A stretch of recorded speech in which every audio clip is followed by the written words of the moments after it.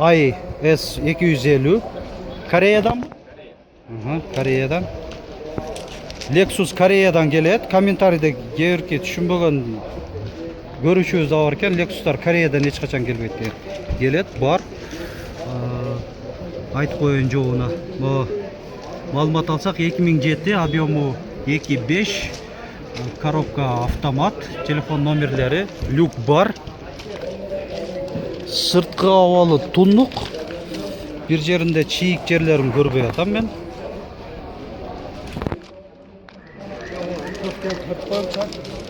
Бесключовой доступ бар экен.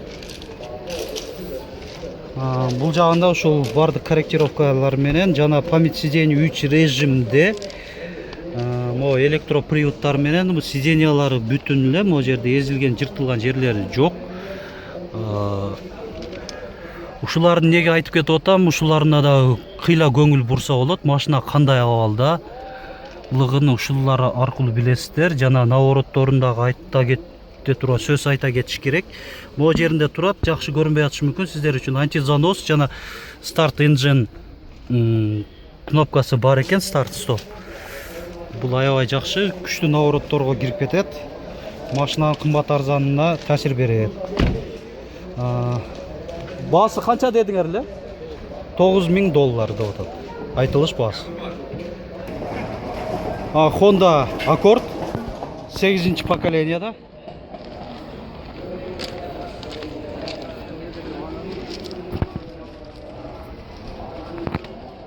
Кыргызстан номери коюлган экен. 2008, объему 2.4. Телефон номерлери эсин. Коробка автомат. Люк бар экен. Аркада 4 парктроник датчиктери да бар. Ички салонуна кайрылалы.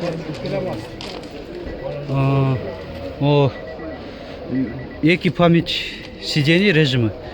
Бул жакта корректировкалар менен электропривод иштейт экен. Өйдө помощник при парковке функция бар, VSA off бар. Подогрев сидений 2 режимде. Приборный панели мондай. Анан кийин штатный монитор ушундай экен өзүнүкүндө, встроенный. Двухзонный климат контроль. Сиденьялары бүтүн эле могу жеринде. Капталында жарака болгон жерлери бар экен могу жерде. Пробег канча? Пробеги 182.280 километр. Азыр эси машинаны жүргүзүп билип берди. Баасы 8,5 боло турган баасы $8,500 деп атат. Hyundai Avante 5. Бул машинанын литый дисктери аябай өзүнө тартат экен. Байкасаңыздар, спортивный кылып тур өзүнө. Кагазына маалыматка карасак 2012, объему 1.6, коробка автомат, телефон номерлери. Комментарийде жазсаңыздар, баягы көп эле кымбат машиналарды тартып берет экенсиздер, анан көп эле бир машинанын көңүл буруп берет экенсиздер деп. Машина мынандай кымбат бирок машиналарды жакшыраак, толугураак маалымат алып, эмне үчүн кымбат экенин тартканы билдириш үчүн ошо анча-мынча артыкчылыктарын айтып, ошого убакыт кетет. Туура түшүнүңүздөр. Ички салонуна кайрылсак, бул жакта экоактив кнопка бар. Эконом режимде климат контроль, двухзонный. Сиденье 4 немесинен сиденьясынан подогревте. Жакшы, аябай жакшы. Азыр көрсөтүп берем. Арканкы жактагы подогрефи. Чынында подогрев арканкы отургучтарда да бар экен. Бул жакшы комплектация экенин билгизет. Баасы канча болуп атат? $7,500 түшүп беребиз дейт. Пробегчи? 94 мың қанша? 94 миң қанчадағы километр дейді. Урматтуу көрүүчүлөр, биз арзаныраак, жылы эски болсо дагы, абалы начар болсо да, аларда сөз тарткан аракет жасайм. Ага чейин бирок могу навесте тургандар жалаң гана жылы жаңы келген маркасы кымбатыраак машиналар бул жакта коюлуп, ошого азыр ушуларды тартып жатам. Могу Lexus кайрысак RX 350 2008, пробеги 83 миң километр, коробка автомат, телефон номерлери басында жазып койгон $15,500 деп.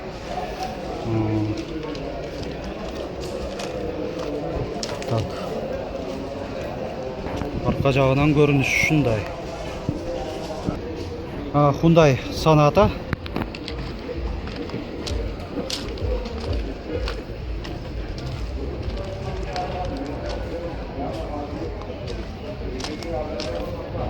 ...2011 объему 2, телефон номерлери эсин.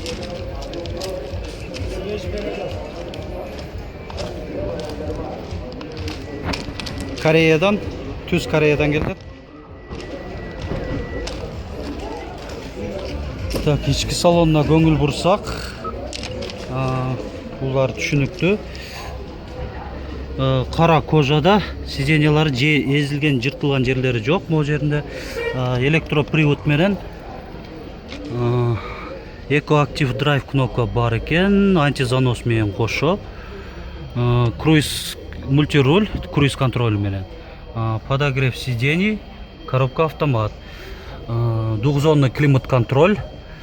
Двухзонный деген мо жердеги кнопканы басса, алдыңкы пассажир өзүнө ылайыктуу кылып туруп климатты кылса болот. Жана старт стоп кнопкасы бар, engine.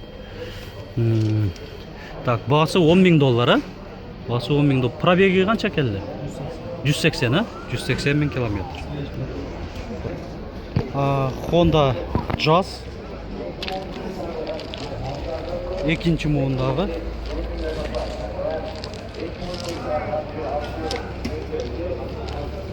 Кара түстүү. 2009, объему 1.5. Расходунда жазып коюп турган 5-6 литр. Коробка механика.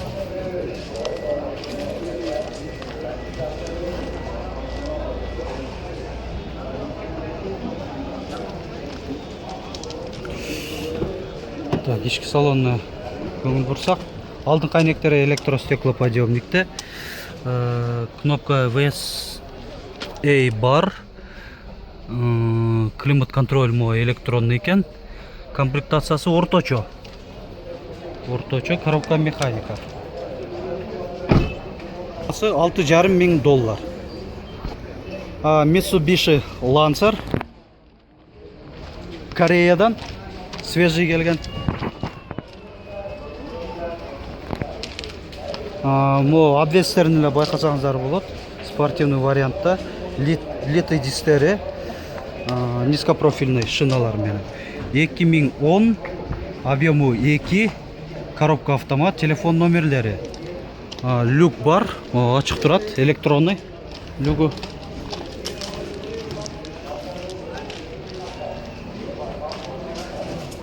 Так.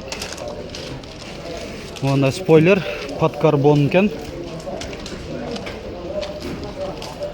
Так, салон тартып коела бир. Бул жакта электронный управлениялары, антизаносу бул жакта, кнопкасы, круиз контроль, Электроник рульдан алышат. Пробеги 188.790 километр. Баасы канча болуп атат эми? $8,000. O телефондорун дагы бир кайталап коеюн. Chevrolet Aveo. Бул да Европадан газ бензинде жүрөт. Тагыраак айтканда Францияда жүргөн экен бул машина. 2008, объему 1.2. Коробкасы жазылып атыр, азыр көрөлүчү. Коробка механика.